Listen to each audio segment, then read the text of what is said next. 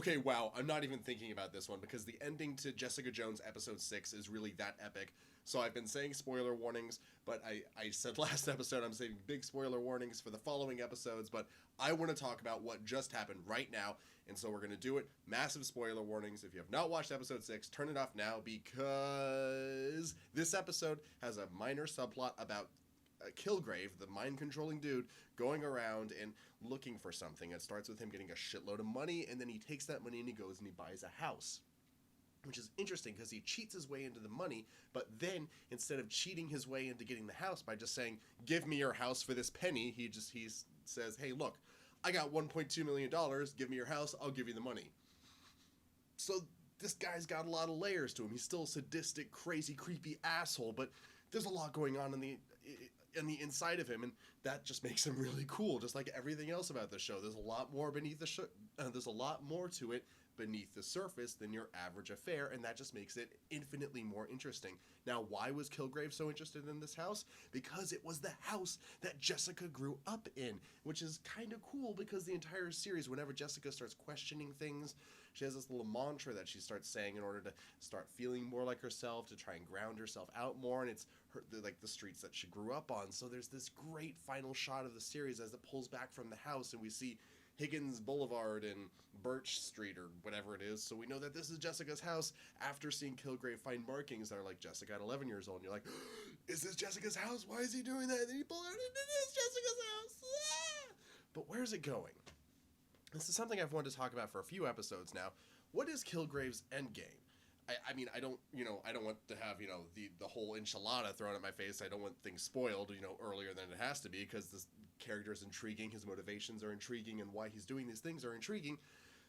But I really want to know, what is this guy's deal? Why is he fucking with Jessica so hard? I mean, like I said before, I've got this theory about this, abusive boyfriend relationship thing, but, why is he doing this? Why is he so obsessed with this? There's obviously other people out there than her and Jessica that have superpowers. People know who the Avengers are, although it's a little funny that they always refer to them like the big green guy or the flag waver.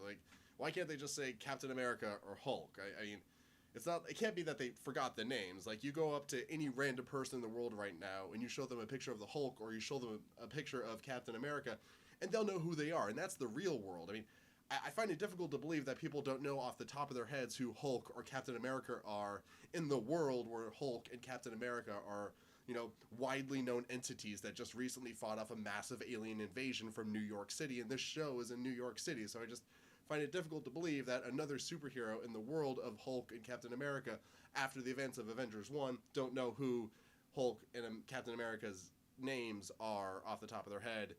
And my English comes across really badly sometimes as I'm doing this off the top of my head. But anyways, so there's a great mystery going on right now with Kilgrave. I really want to see where that's going.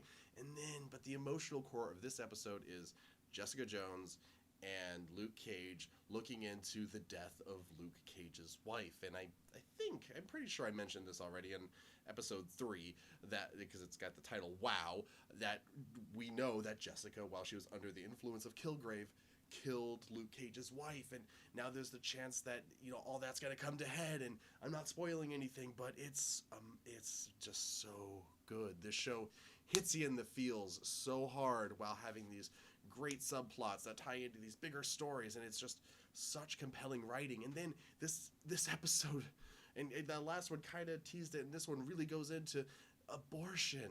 I love the ideas that this show is playing with. It's completely unashamed of the fact that it's diving into things that are, politically controversial in the America, in the United States of America right now. And I love it for that. I love its diverse cast. I love its progressive themes about women, their roles in society, and their sexual exploits and things like that. And episode 7, here I come. See an addendum to what I literally just finished recording 45 seconds ago. The theme I'm such a klutz and an airhead. The theme of abortion, that I want to expand upon that a little bit more. It's abortion in the sense of getting raped. So it's the whole thing that's going on, in, debates about, rape and birth control and all that that's going on in this country right now. What do you do when someone gets raped with the baby? And I just love the balls of this show to go there, and not only the balls to go there, but the balls to choose the tricky path to proceed. Like, there's so many people out there, of certain political standings that will just turn this show off the moment it starts getting going or doing anything. And I love the fact that it doesn't care about that. It knows what its stance is politically. It knows what points it wants to get across, and it knows what audience members it wants and what audience members it doesn't want. And it's not ashamed to tell those audience members that it doesn't want to go fuck themselves. So respect to Jessica Jones, respect to its writers, respect to its directors. And just like I said a second ago, episode 7, here I come.